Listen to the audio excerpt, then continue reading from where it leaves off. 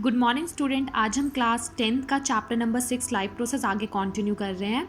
आज का जो सब टॉपिक डिस्कशन में चल रहा है वो हमारा एक्सक्रीटरी सिस्टम है, और एक्सक्रीटरी सिस्टम का हम पार्ट जो आज डिस्कस कर रहे हैं वो है किडनी फेलियर।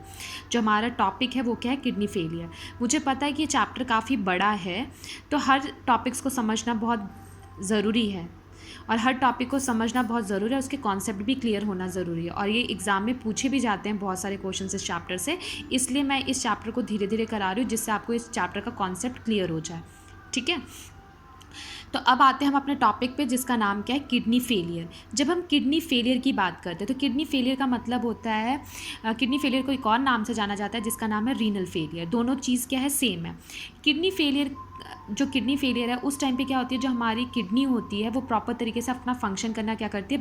बंद कर देती है, और बहुत सारी कॉम्प्लिकेशंस अराइज हो जाती है हमारी बॉडी के अंदर। कॉम्प्लिकेशंस का मतलब है बहुत सारी क्या नाम है, परेशानी आनी शुरू हो जाती है। जब किडनी फेलियर होता है तो परेशानी आनी शुरू हो जाती है। परेशानी आना का मेन कारण ये है कि हमारी बॉडी से नाइट्रोजनस वेस्ट का रिमूवल ना होना, और अगर हमारी बॉडी में से नाइट्रोजनस वेस्ट रिमूव नहीं होगा तो हमें पता है कि उसमें सबसे ज़्यादा यूरिया होता है, और वो जो काफ़ी टॉक्सिक सब्सटेंस माना जाता है हमारे लिए, और वो हमारे इंटरनल ऑर्गन को क्या कर सकता है? डैमेज कर सकता है। इसी चीज़ के लिए, इस सिचुएशन से निकलने के लिए हमारे पास टेक्नोलॉजी होती है जिसके वजह से हम इन सब चीज़ों से बच सकते हैं। अगर मान लो नाइट्रोजनस वेस्ट कुछ ज़्यादा ही हो जाए और ये टेक्नोलॉजी भी काम ना कर पाए, उस टाइम पे अवेलेबल ना हो पाए हमारे क्या नाम है केस में, तो हमारी क्या हो सकती है? इस केस से डेथ भी हो सकती है। इसलिए दो टेक्नोलॉजी यहाँ पर यूज़ की जाती है। First is the dialysis and second is the transplantation. जब हम डायलिसिस की बात करते हैं तो इसका मतलब है ये एक प्रोसीजर है, और जो मेथड उसको बोला जाता है आर्टिफिशियल किडनी। क्या कहा जाता है? Artificial kidney. और आर्टिफिशियल किडनी को दूसरा नाम किया जाता है हीमोडायलिसिस। क्या होता है? हीमोडायलिसिस। तो आर्टिफिशियल किडनी क्या है? आर्टिफिशियल किडनी एक ऐसा डिवाइस है जो रिमूव करता है नाइट्रोजनस वेस्ट को हमारी बॉडी से। उसे हम किसका नाम देते हैं? Artificial kidney. और जो प्रोसीजर यूज़ हो रहा है उसका नाम क्या है? डायलिसिस। तो डायलिसिस क्या है? वो प्रोसीजर जो क्या करेगा? हमारी ब्लड को क्लीन करेगा और दोनों चीज़ को सेपरेट करेगा। वेस्ट सब्सटेंस को अलग निकालेगा, और जो अच्छी चीज़ें क्लीन ब्लड है उसको अलग निकाल के हमारी बॉडी के अंदर पहुंचाएगा। तो ये कौन सा मेथड है हमारा? डायलिसिस का। नेक्स्ट डिस्कस करती हूँ मैं आपको ट्रांसप्लांटेशन के बारे में। आपको बता दूँ, ट्रांसप्लांटेशन का मतलब है जिसमें आप डोनर को ढूंढते हो। अगर आपको सही टाइम पे डोनर मिल गया, उसने अपनी किडनी डोनेट कर दी, तो आप क्या हो सकते हो? सर्वाइव कर सकते हो। और डोनर नहीं मिला और ये मशीन उस टाइम पे मशीन के सहारे ही आप हो, और अगर डोनर अवेलेबल नहीं है तो इसका मतलब है आप सर्वाइव नहीं कर पाओगे। और डोनर ज़रूरी नहीं है कि डोनर आपको डोनेट करेगा तो कोई भी डोनर आपको दे देगा तो आप किडनी काम चल जाएगी। नहीं, वही डोनर आपको डोनेट कर सकता है जिससे आपकी किडनी क्या हो रही है, एक तरीके से मैच। अगर वो आपकी बॉडी में उसे ट्रांसप्लांट कर दिया जाता है और बॉडी रिस्पॉन्स करती है तो इसका मतलब ट्रांसप्लांटेशन सक्सेस है। अगर उस किडनी लगाने के बाद आपकी बॉडी रिस्पॉन्स नहीं कर रही है तो इसका मतलब वो ट्रांसप्लांटेशन क्या है? बेकार। तो इसलिए पहले हम क्या करते हैं, डोनर जो हमें दे रहा है उसको चेक कर लिया जाता है कि वो क्या हमारी बॉडी को सपोर्ट कर रहा है या नहीं कर रहा। ठीक है, तभी जाके हम क्या करते हैं, किडनी को क्या नाम है, किसी डोनर से लेते हैं। अब आज जो हम डिस्कस करेंगे वो कौन सा प्रोसीजर डिस्कस करेंगे? डायलिसिस। ये है डायलिसिस प्रोसीजर का मैकेनिज़्म। अब मैं आपको बताती हूँ कि क्या होता है। ये एक पेशेंट है जो लेटा हुआ है, डायलिसिस के लिए आ रखा है। तो जो सर्जन होता है, क्या होता है, जो सर्जन होता है, डॉक्टर जो होता है, वो आर्टियोवेनोसस फिस्टुला क्या करता है? आर्टियोवेनोसा फिस्टुला को यहाँ पर करता है। अब आपको मैं बता दूँ आर्टियोवेनस फिस्टुला किसे कहते हैं। सर्जन जो है वो कनेक्ट करता है आर्टरी को किसके साथ? वेन्स के साथ। ये आपकी आर्टरी है और ये क्या आपकी वेन्स, इन दोनों को क्या नाम है, कनेक्ट करता है, जिससे क्या हो, ब्लड प्रेशर, क्या ब्लड का फ्लो है आसानी से मेंटेन भी रहे, और वो ब्लड क्या हो, जो गंदा ब्लड है वो साफ़ सुथरा होने के बाद वेन के थ्रू क्या हो, आपकी बॉडी के अंदर क्या किया जाए, उसे डाल दिया जाए। उसी को हम किससे कनेक्ट करते हैं? आर्टियोवेनोसा फिस्टुला का नाम दिया जाता है। ठीक है, अब इस कनेक्शन के बाद यहाँ पर जो आप थोड़ा सा देख रहे हो, यहाँ पर इस टाइम पे एक सोल्यूशन को डाल दिया जाता है आपके ब्लड के अंदर। उस सोल्यूशन का नाम है हेपरिन। क्या है? हेपरिन। हेपरिन वो सोल्यूशन को एंटी कोगुलेशन का काम करता है। किसका काम करता है? Anti coagulation. जैसे एग्जांपल मैं बताती हूँ, अगर आपने कट किया, अपना हाथ कट किया और जो ब्लड है वो नीचे गिर जाता है तो वो फटाफट क्या होता है, आप खुद बताओ मुझे, क्लॉट कर जाता है। ठीक है। तो इसी तरीके से पाइप के अंदर ब्लड क्लॉट ना हो इसलिए कौन सा सोल्यूशन डाल दिया जाता है, हेपरिन सोल्यूशन डाल दिया जाता है, जो उसे क्या करे, फ्लूइड को बहने दे। ठीक, अब यहाँ पर एक पंप है, पंप का काम होता है प्रॉपर तरीके से ब्लड के प्रेशर को क्या करना, मेंटेन करके रखना।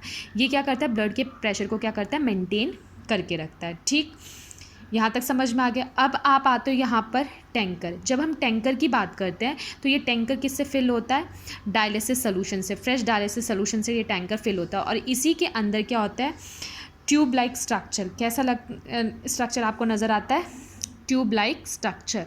इस टैंकर के अंदर ये जो मैं दिखा रही हूँ ये क्या है, आपका ट्यूब लाइक स्ट्रक्चर है जो कि सेमी परमेबल है। क्या है, सेमी परमेबल। अब सेमी परमेबल मेम्ब्रेन से हमें ऑस्मोसिस वाली चीज़ें याद आ रही है। ऑस्मोसिस में क्या होता था कि कंसंट्रेशन हायर से लो, क्या नाम है, हायर कंसंट्रेशन से लोअर कंसंट्रेशन में जाता है, पर वो क्या होता है, फ्लो जो होता है वो सेमी परमेबल मेम्ब्रेन को क्या करना पड़ता है, उसे क्रॉस करना पड़ता है। तो यहाँ पर वो सेमी परमेबल मेम्ब्रेन को क्या करेगा, क्रॉस करेगा। जो फ्रेश डायलिसिस सोल्यूशन और जो ब्लड है दोनों का लेवल क्या एक तरीके से सेम होगा। ऑस्मोटिक प्रेशर दोनों का, फ्लूइड का क्या होगा, सेम होगा, जिसके वजह से वो अच्छी चीज़ों को क्या करेगा, एब्जॉर्ब कर लेगा एक तरीके से, और जो वेस्ट है वो हमारी बॉडी से क्या करेगा, बाहर निकाल देगा। तो हर जो प्रॉपर तरीके से और फ्रेश डायलिसिस सोल्यूशन इसमें क्या होगा, एंटर।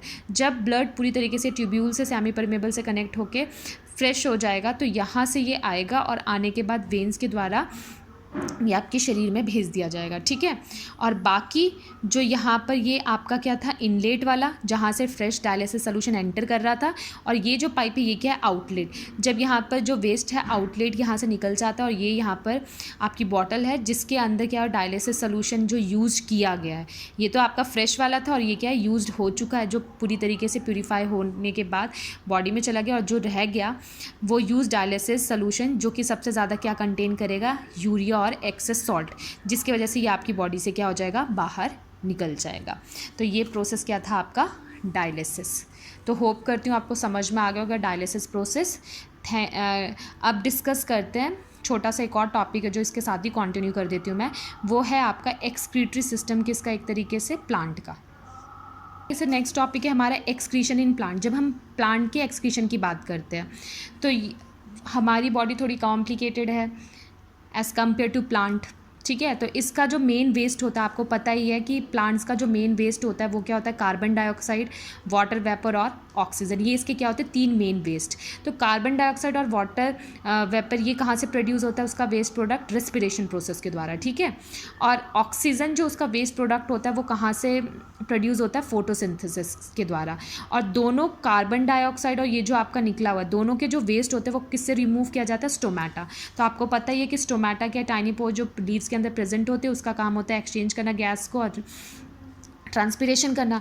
तो ये जो वेस्ट प्रोडक्ट होता है गैस एक्सचेंज के द्वारा क्या होता है, स्टोमेटा के द्वारा क्या होता है, निकल जाता है। ठीक है, अब बहुत सारे वेरियस मेथड्स होते हैं प्लांट्स के जिसके वजह से वो वेस्ट प्रोडक्ट निकाले। कैसे आपको पता चलता है कि ये प्लांट का वेस्ट प्रोडक्ट है, तो सबसे पहला पॉइंट, जब स्टोमेटा के द्वारा क्या होता है, गैस एक्सचेंज होता है। तो इसका मतलब है gas waste product through stomata in leaves and lenticels in stems.